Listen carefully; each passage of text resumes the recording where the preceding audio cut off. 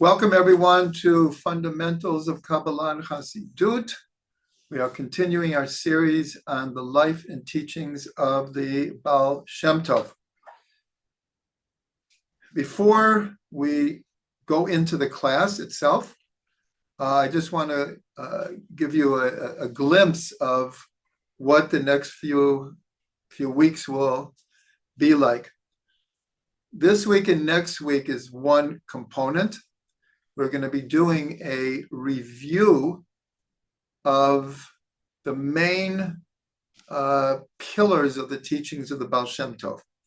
We have been learning together for approximately 5 months in this series, and I felt it's time that we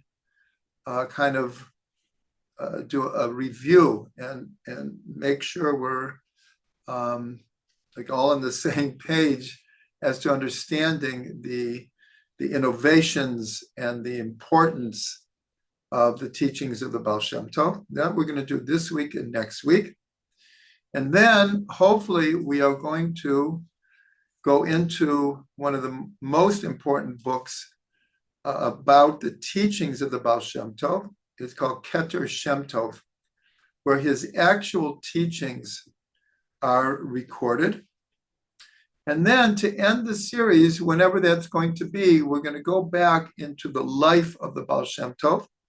The first maybe 2 classes is mostly about his life, but there's so much that we didn't deal with or delve into.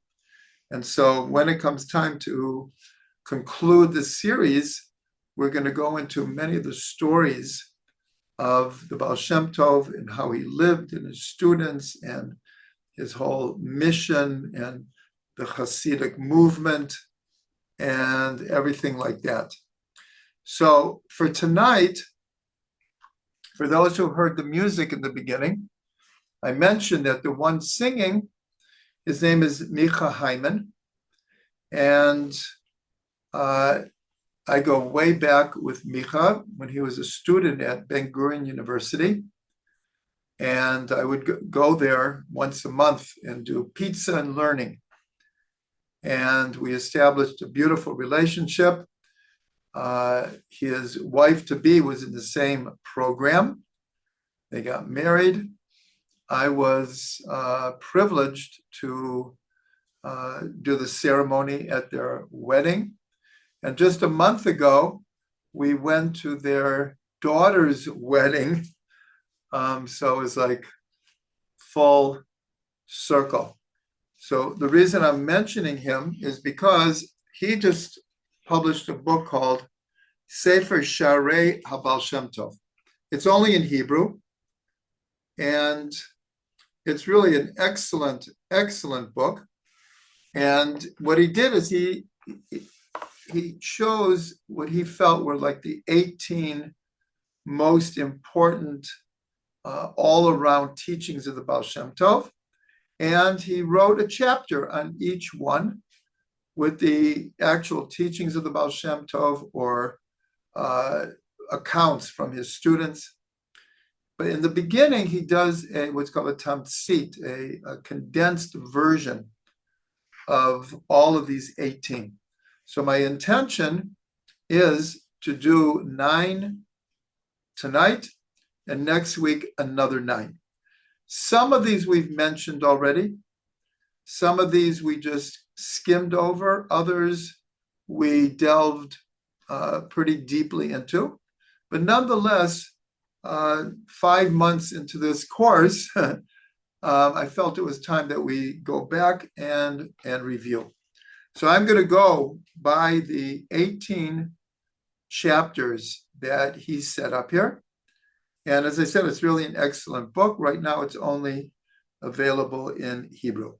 So he begins by saying, Avodat Hashem b'ni'imut u'metikut, that the Ba'al Shem taught that the teachings of the Torah, what's called the avoda, the lifestyle of the Torah, needs to be sweet and full of joy.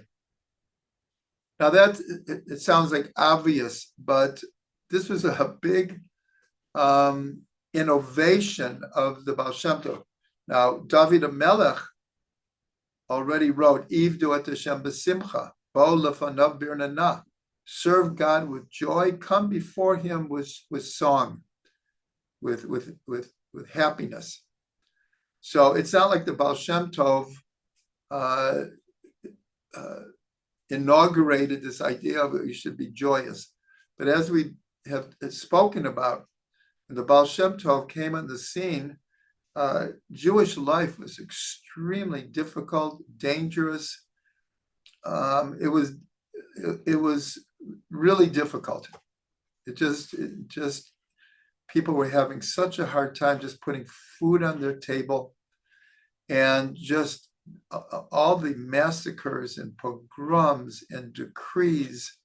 It made life very challenging. So when the Ba'al Shem came and said the Torah has to be sweet and it has to be full of joy.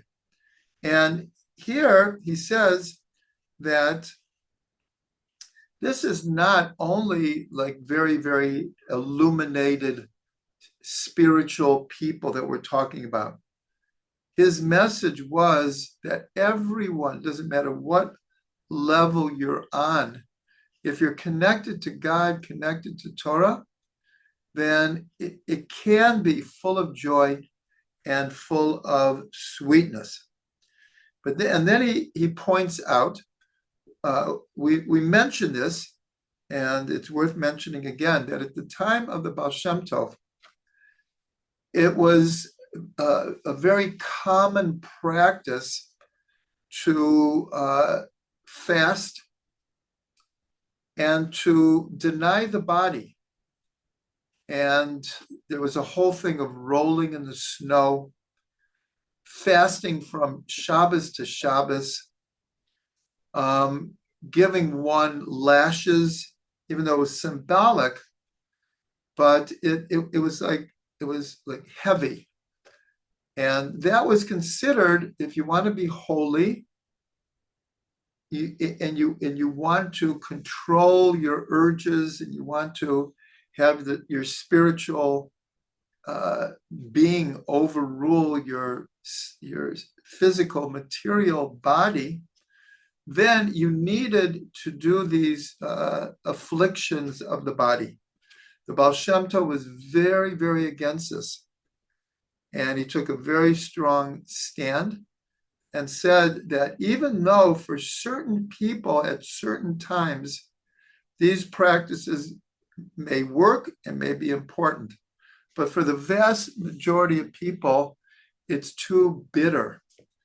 It leaves a bitter taste in one's mouth. And he was promoting the idea of serving God with joy. And of course, it wasn't just a teaching.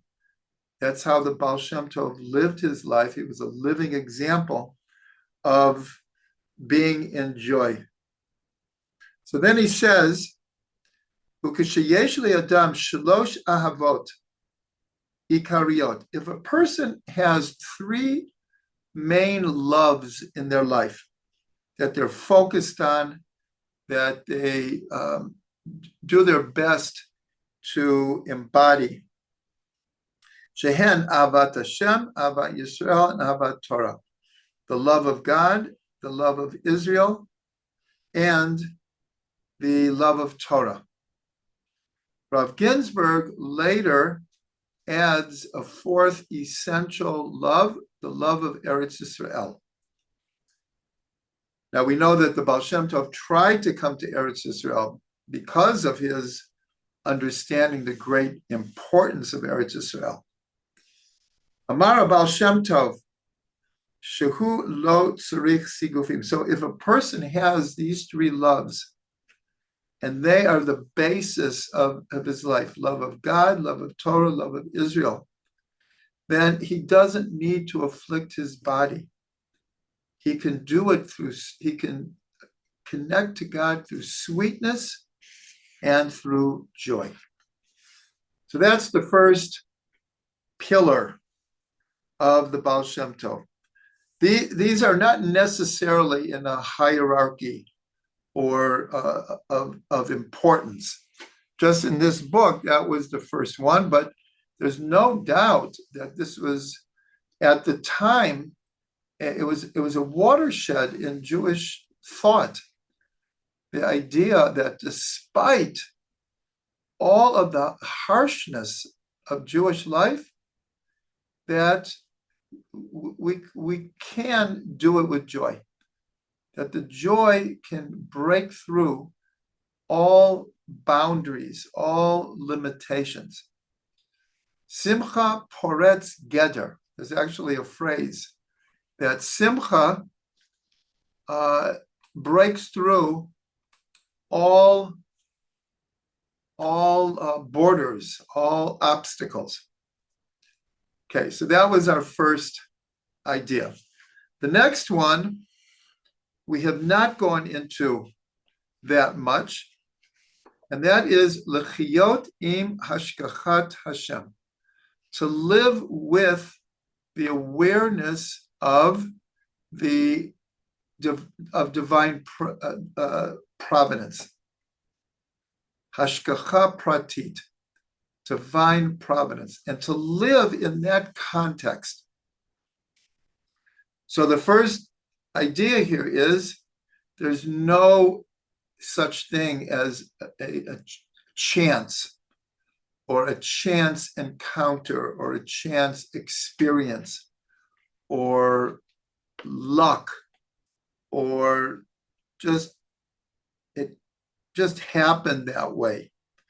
The Ba'al Shem Tov was very, very strong. And he says, Kol ma shekoreh ba'olam, ad leprat hachi katan.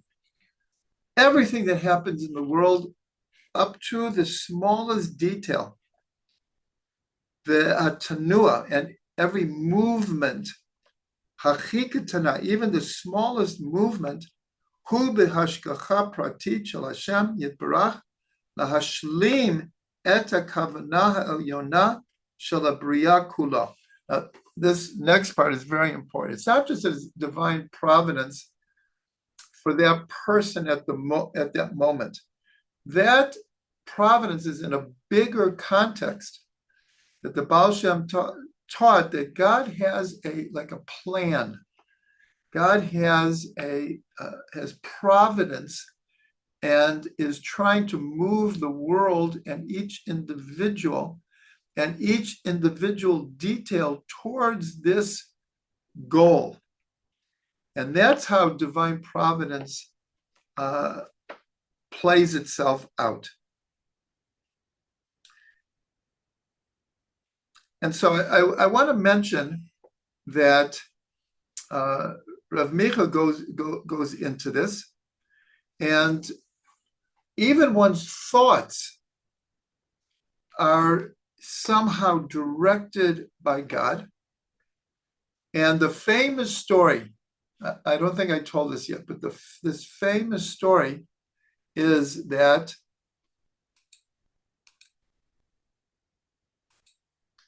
Ba'al Shem Tov was out in nature with his students, and they were sitting in a circle, and one of the students asked the Ba'al Shem Tov about his teachings about divine providence. And the Ba'al Shem Tov was quiet. He didn't answer him. And he was sitting there somewhat in a meditative state. And then he looked up.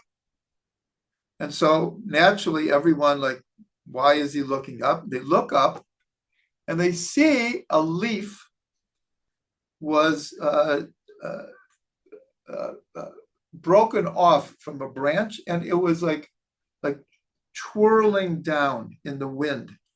And they see that the Ba'al Shem Tov is watching this leaf until it landed in the middle of the circle. And then the Ba'al Shem Tov is staring intensely at this leaf. And they all see at that time I believe it was a worm, came and is crawling closer and closer to the leaf and starts to chew the leaf. And the Ba'al Shem is watching the whole time, and everyone, of course, is watching as well. And then the Ba'al Shem Tov simply said, that is hashgacha pratit. That is divine providence. Because he taught every detail down to every atom is part of God's providence. Now, I have to mention here that this teaching of the Ba'al Shem Tov had tremendous effect and influence on Jewish thought. And without going into it deeply, is every Jewish commentator or philosopher or writer over the ages prescribes the idea of divine providence. But truthfully, there are many, many different ideas of how encompassing divine providence is, how it is activated, how it works. And then, of course, the major question is, how does divine providence and omniscience, meaning that God knows the future before it happens, how does that dovetail with free will? This is, of course, the paradox of paradoxes, which we're not going to go into now. But the more you believe that every detail of every action, thought, speech, action of oneself and everyone else is all ultimately either controlled by, influenced by, directed by, moved by God, then the bigger the question is, well, where does free will fit into? So without going into that, that's a whole subject in itself. It's important to know that the Ba'al Shem Tov was a very, very firm believer that everything that happens is for a reason, and that reason is connected to God's will and providence.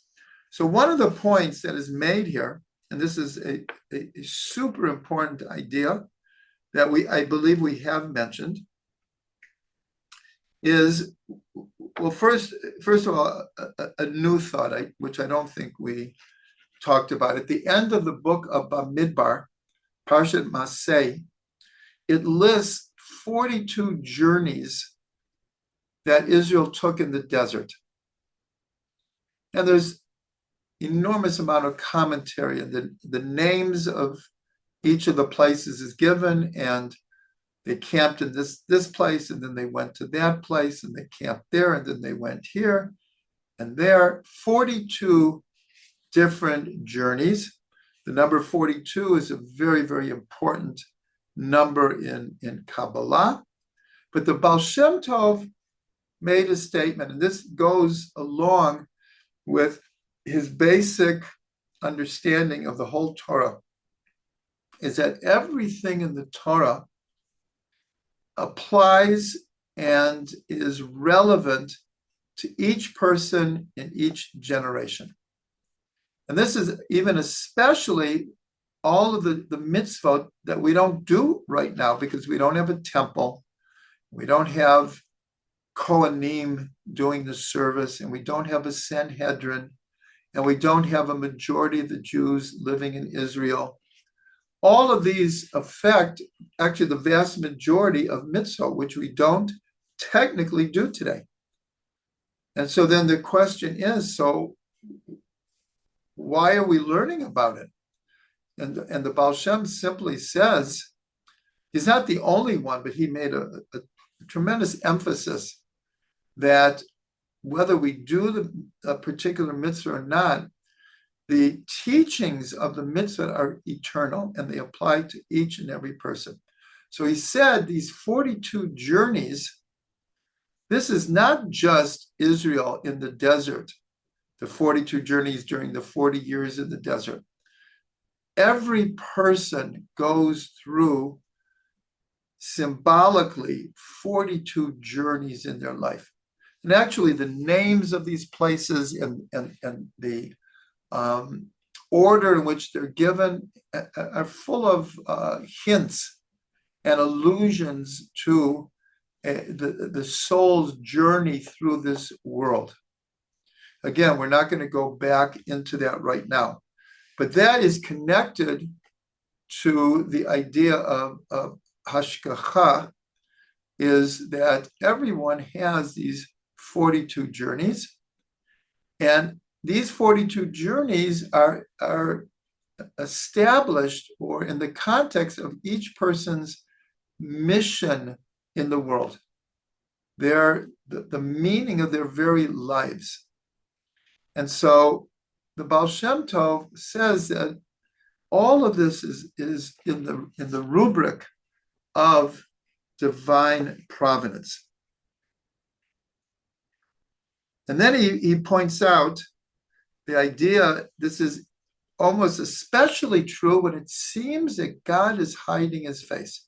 We know in the Torah, God says, if Israel turns their back on me and accept other gods and don't follow the Torah, that I will hide my face.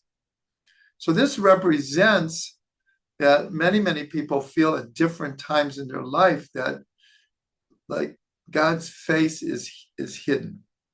And the Ba'al Shem Tov points out is that it's almost especially during those times where we have to understand that there's something we need to learn here. There's some teaching, some challenge, some test that it's important that we go through. And of course, when it's happening, sometimes it's very hard to see why we or other people need to be suffering. These are some of the most existential, philosophical questions that we have in life. But here he's saying, says like this, if that a person receives with love and with understanding that ultimately some good will come out of this, through that he connects to God in a way that can help sweeten the judgments of the moment. And I'm just going to mention, because we want to make this relevant, I'm sure people who have been following the news, and it's more than heartbreaking, because virtually every day numbers of soldiers are dying in Lebanon and in Gaza, and most of them are young. Most of them are married with lots of children, and it's just heartbreaking. But sometimes on the news they will video some of the speeches at the funerals, and the kind of faith that people have at the very moment that they're burying their loved ones it's heartbreaking, but incredibly inspiring at the same time. And that's really what the Ba'al Shem is saying here, that God's divine providence is not just when things are going well for us, that we have to understand that it's happening all the time. And one other point we want to make here is a major teaching of the Ba'al Shem Tov. And again, like I said, some of the things we went over, but it could have been months ago, and it's really important to review these things.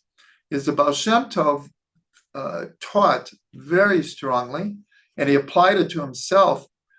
If you are having a problem with another person, or your chemistry with another person is not very good, or even if you see someone doing something wrong, the Ba'al Shem Tov said that you wouldn't be seeing this if there's not a little part of you that is somewhat a part of this bad chemistry or wrongdoing, that when whatever you see is like a message.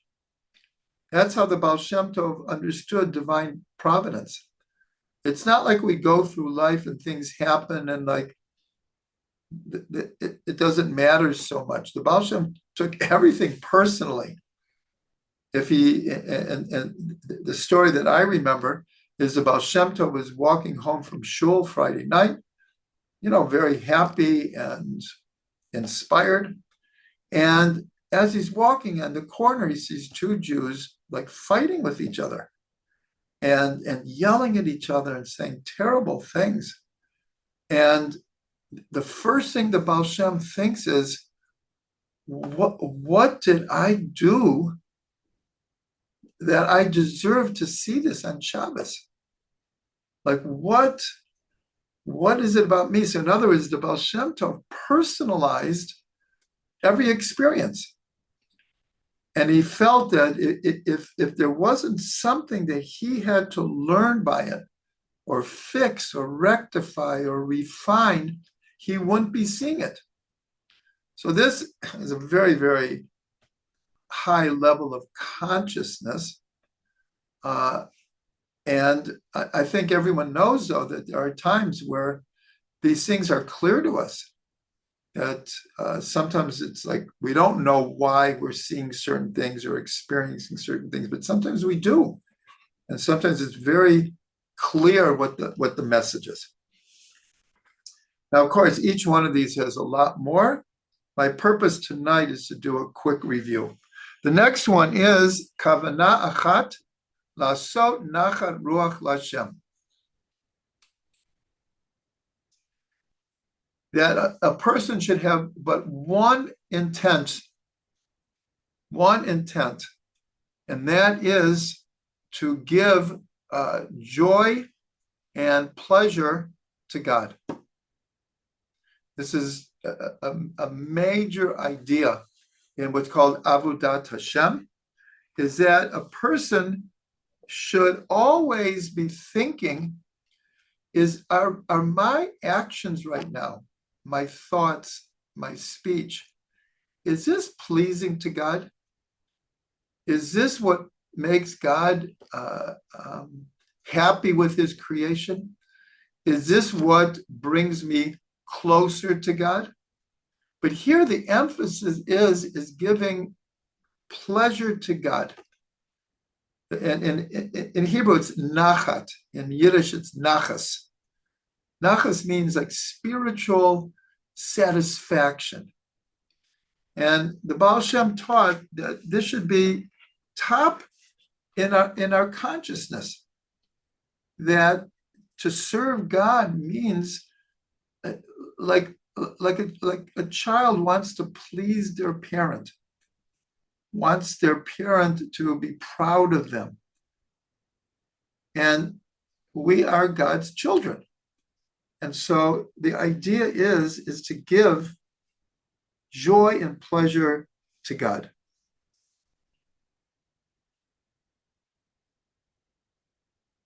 So it's a simple idea. Of course, we can go into it much deeper, but this is it's a bit of a chiddush, like a new kind of idea how to live our lives.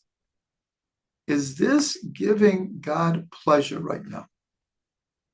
Our prayers, our deeds, our mitzvot, our mundane lives, are we doing it with God in mind to make him have nachas from us? That's why in Yiddish, the big blessing to give parents is to have nachas from your children. To have nachas from your children. But here, it's the opposite. We're the children who want to please their parents. Or in a relationship where a husband wants to give pleasure and satisfaction and joy to his wife. and vice versa.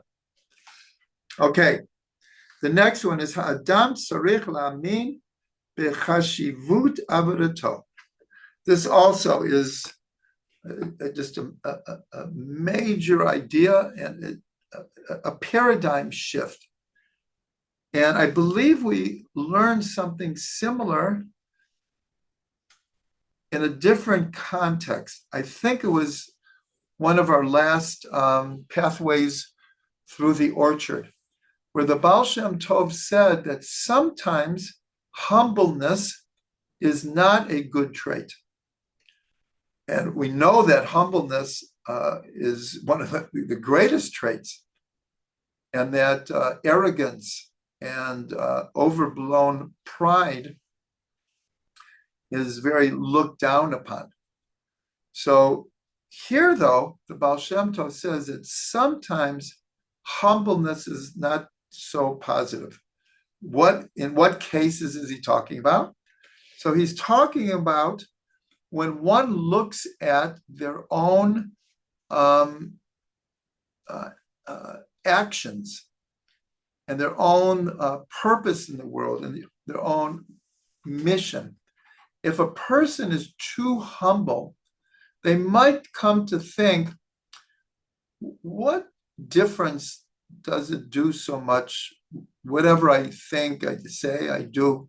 Yes, I want to do good.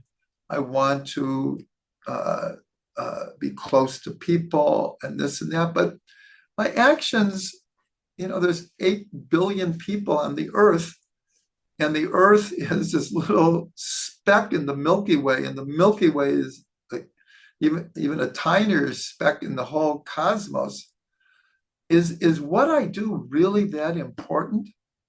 And the Ba'al Shem says, you better believe it. And that's why you in this case, humbleness is not advocated. And so this is an important, and so listen what he says here. He says, "Hayetzer hara menaseh lahastir mi'adam kama chashuva v'chaviva avodato lifnei Hashem." That one's evil inclination tests a person by trying to hide. Now, I'll take it back. That the evil inclination tries to hide from a person how important and precious their service is before God. And how much pleasure and satisfaction that God gets from our serving him.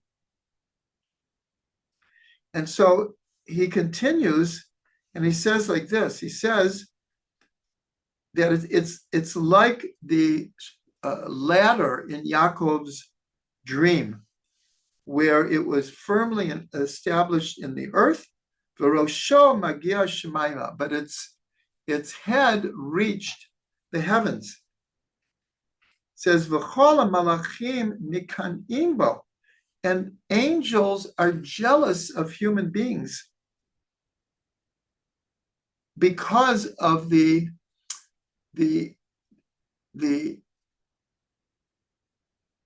merit that we have, that God has given us to be so close to him.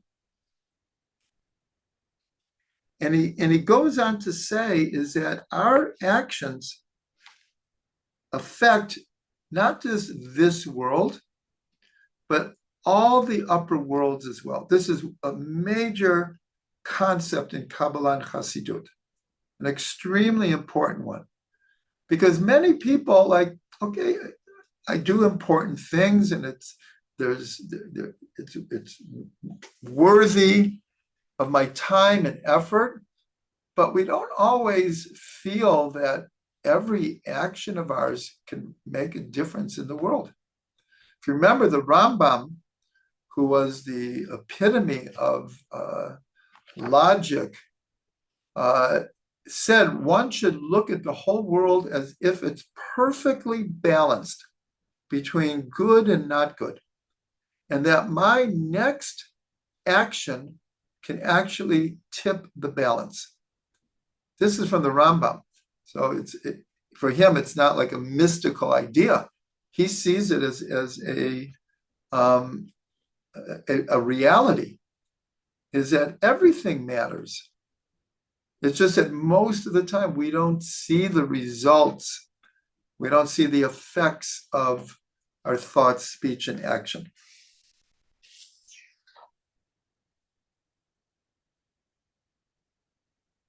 So listen what he says here.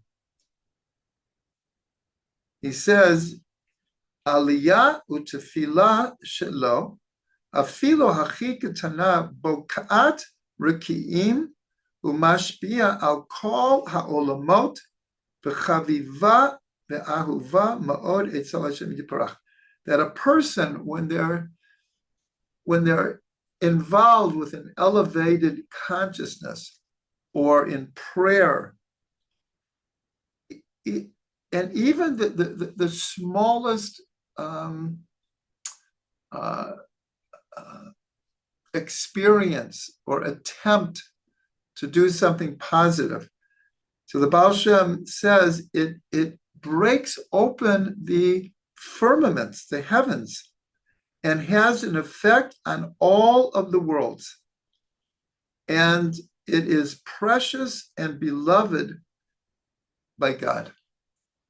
So again, this is a very high, elevated type of consciousness that we're talking about.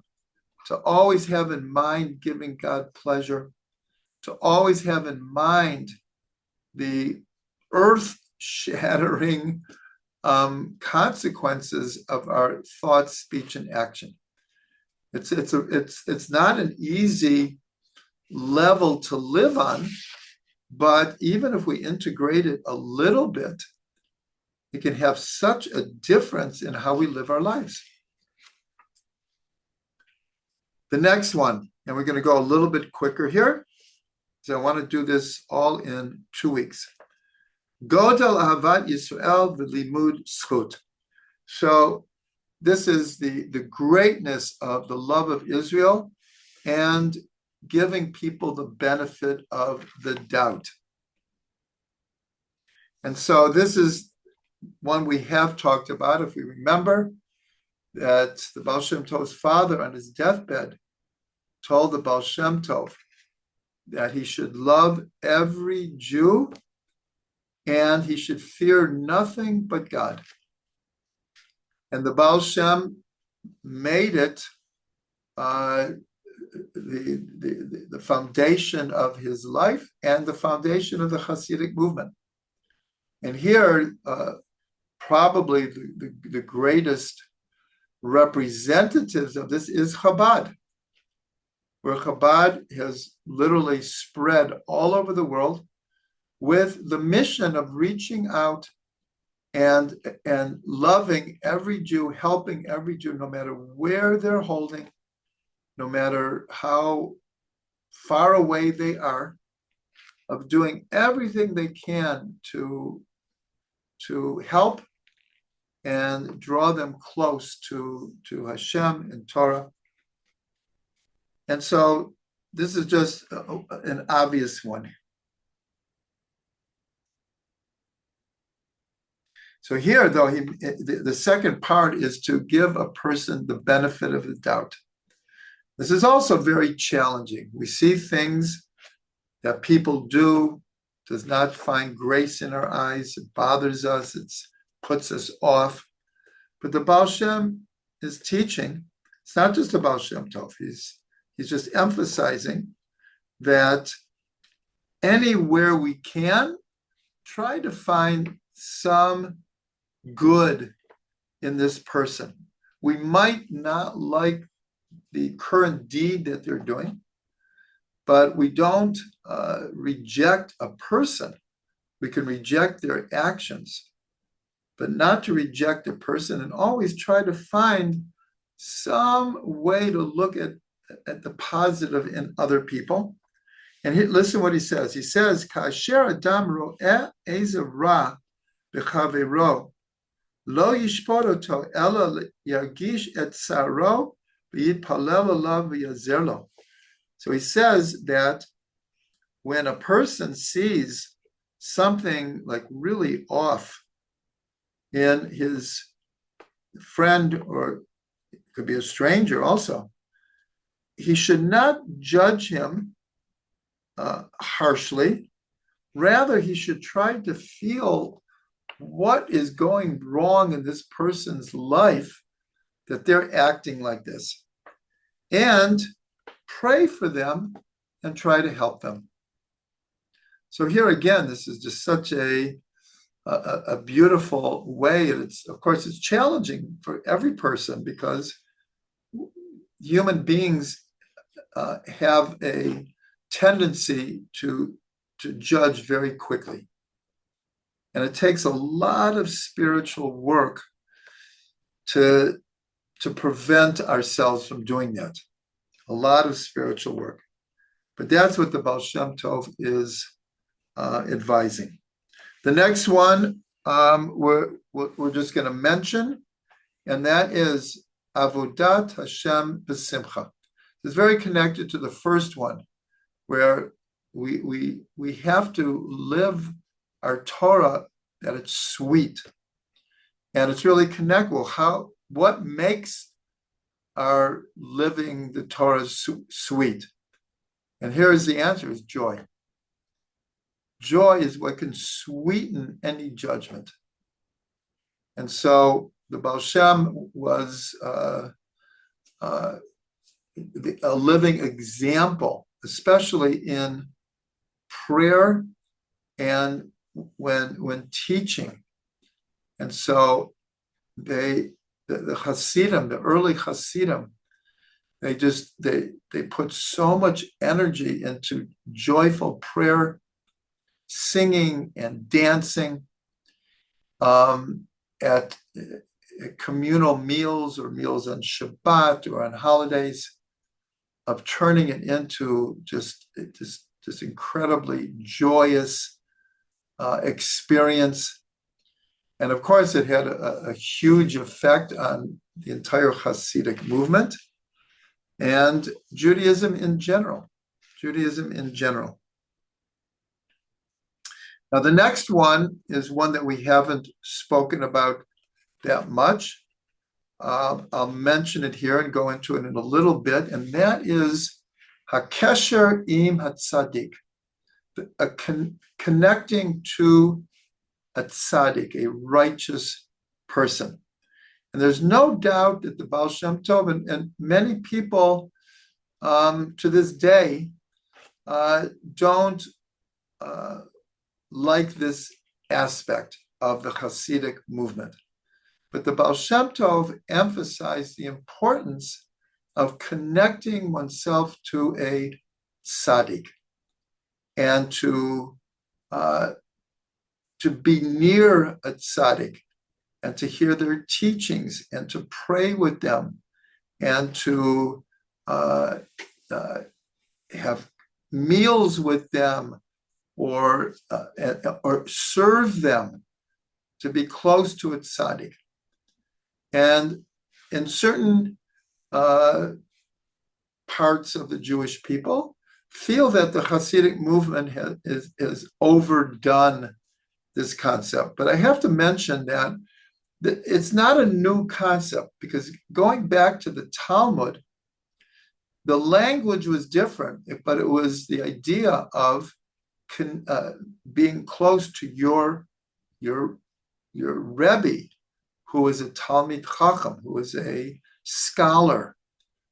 And it says in Pirkei Avot that you should sit at the feet of scholars, and you should drink in their words. So this concept of being close to a tzaddik, to be close to, in the old days, to a prophet, to be close to the judges, this is not a new concept. But the Ba'al Shem Tov took this idea, and in many parts of the Chassidic movement, you have a whole group of people connected to the Rebbe. And like I said, some people feel that too much emphasis is put on the connection to the Sadik. Nonetheless, as I mentioned, throughout Jewish history, there is this idea of connecting to a Rebbe, what's called a mashpia, someone who can influence you for the good, a rebbitzin, a scholar. It's an important idea, but there's no doubt that the Ba'al Shem Tov put a special emphasis that by being connected to the tzaddik can help one inspire and put people on the right track. But as I mentioned, there is a certain danger of being so connected to the tzaddik that they become like an intermediary. And that, of course, is not acceptable in Judaism. So there is a certain danger here, but the Ba'al Shem Tov is just emphasizing how much a person can be inspired, can benefit, can be uplifted, can be assisted through connection with holy people. And there's no doubt it's absolutely true. It's absolutely true that being connected to holy people can have a profound effect on one's life without one giving up their independence. And that's what the Ba'al Shem wanted. He wanted everyone to stand on their own 2 feet. But if there is a tzaddik, a rebbe, a mashpia, so don't be the opposite. Like in the Western world, it's like every person wants their independence, and no one can influence me. I make my own decisions. I do my own thing. I'm the king of my castle. So that's like the opposite. But there's no doubt that in Judaism that we look for holy people, teachers, rabbis, rebbitzins, rebbes, sadikim, to be connected to because we benefit from it.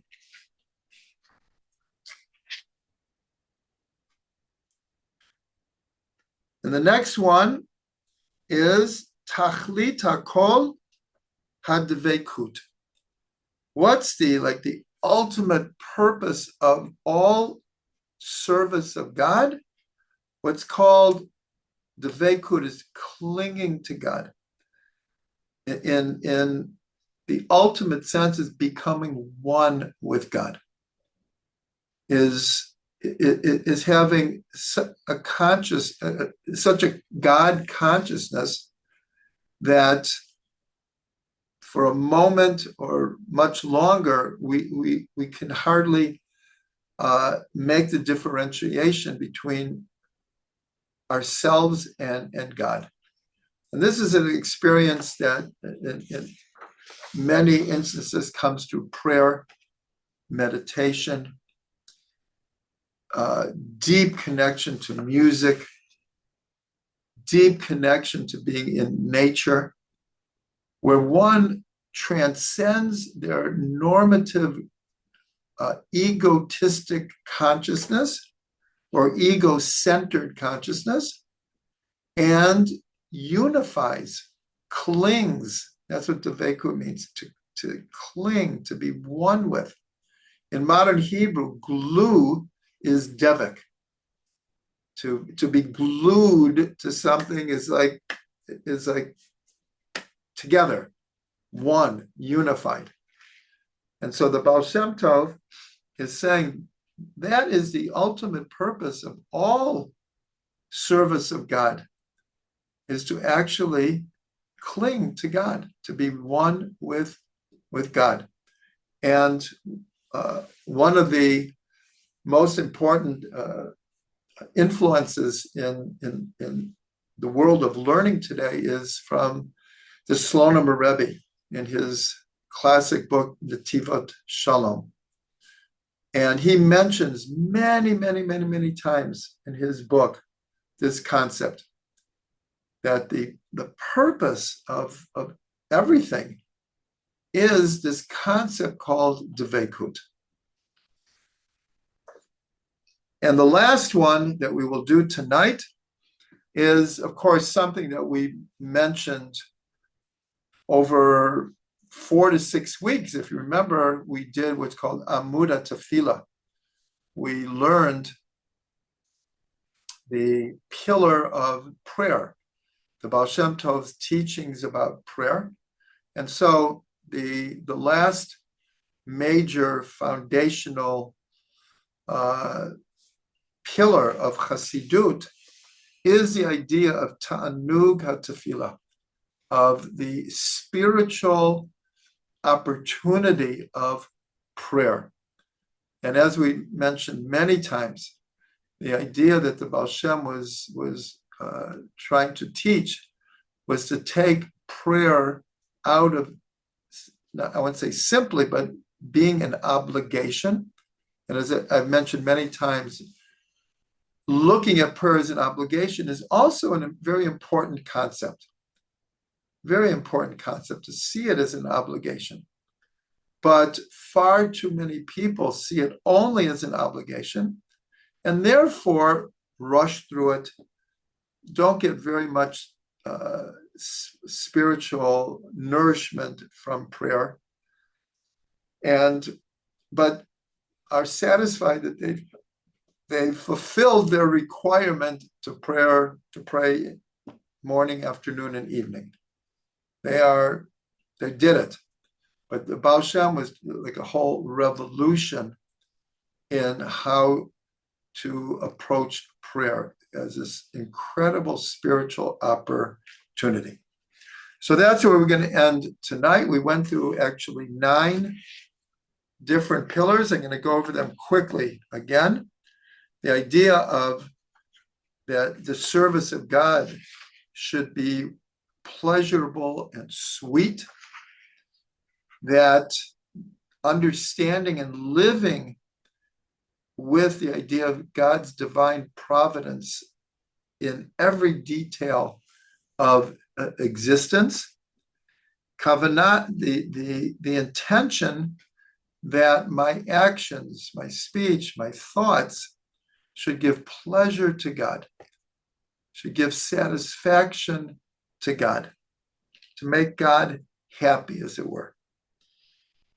The next one was how much we have to believe in the importance of what we do in this world. This is like such an important thing, because so many people don't really feel their lives are that meaningful. They like, yeah, I do this, I do that, and I help where I can, but I'm not exactly sure what I'm doing here. I better get as much physical pleasure as I can, and that's it. But here, the idea is to really understand the importance of everything that we do.